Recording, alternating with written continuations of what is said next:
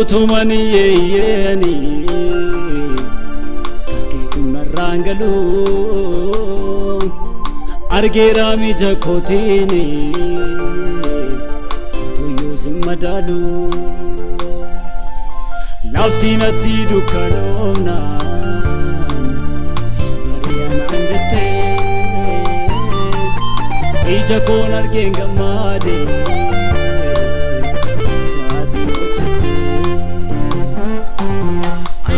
Gamdu badeni isa kamina nisa challi sayon jedani alkalwari nagasa gari garu manutuko situ tae munnako siye safiderani galata gutegesa Garu mangutuko situ tae munnako siye safiderani galata gutegesa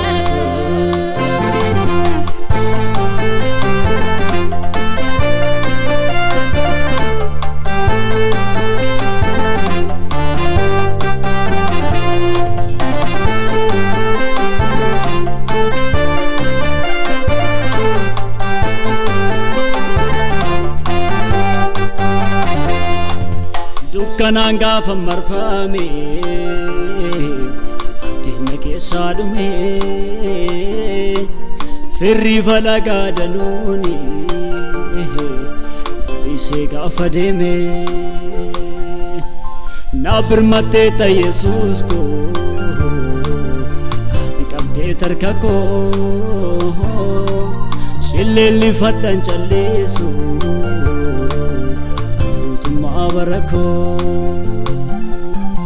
Dukkananga famarfame adina keessa dhume firri falaga daluni ise gaafa deeme na birmatte ta Yesus ko ati qabde tarka ko shillelli faddan callesu Abarako Angange gamdu badeni isa kamina nisa challi sayon jedani alkalwari nagasa gari garu mangutuko situ tae munnako siye safiderani galata gutegesa gari garu mangutuko situ tae munnako siye safiderani galata gutegesa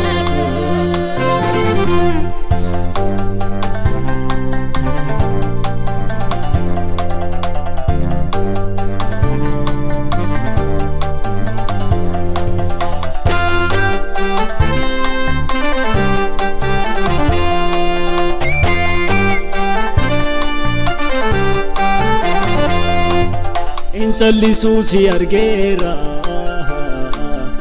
aftate adafappa nanda gannem sin darbera ademsa dachaftappa nananai sayusu kakote bineensicha akkan darbe si farsofi moicha inchallisu si argera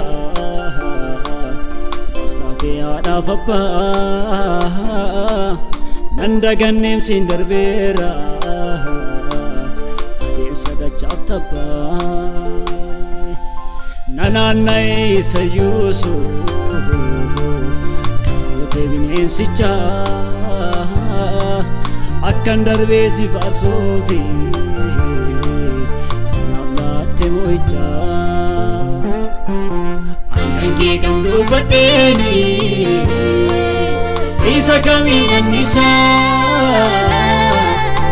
callisa yoon jedheeni halkan waarii naqaasaa gaarii gaarummaan guutuu koo siitu ta'ee humna koo sirreessaa fideeraani galata guutee keessaa gaarii gaarummaan guutuu koo siitu ta'ee humna koo sirreessaa fideeraani galata guutee keessaa